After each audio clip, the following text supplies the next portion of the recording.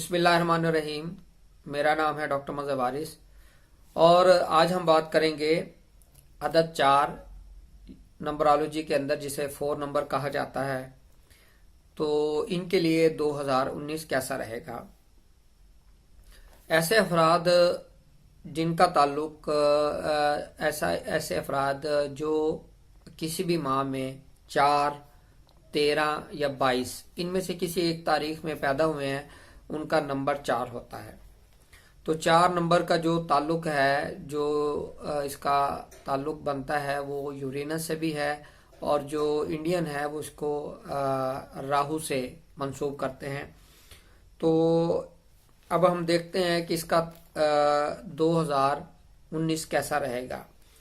तो 2019 का जब एनालिसिस करते हैं, नंबर 4 का एनालिसिस करते हैं, तो ये इनके लिए एक चैलेंज वाला साल नज़र आता है। इनको मुश्किलात का सामना रहेगा, लेकिन हम देखते हैं कि किस हवाले से इनको मुश्किलात नज़र आती हैं। सबसे पहले तो इस साल में इनके लिए जो सबसे अहम चीज़ है वो सेहत की खराबी नज़र आ रही है।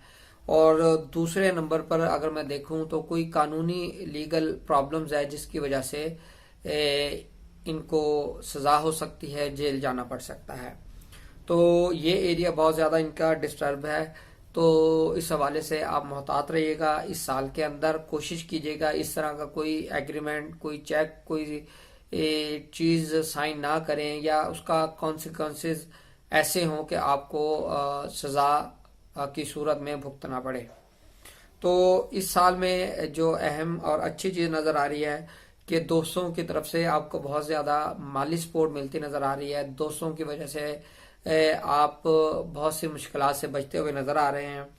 और बच्चों के हवाले से और एजुकेशन के हवाले से और लव के हवाले से ये आपके लिए बहुत अच्छा ईयर नज़र आता है।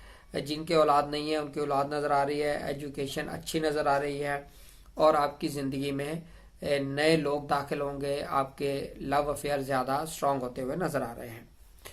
उम्मीद करता हूँ आपको वीडियो पसंद आई होगी। अपना ख्याल रखिएगा।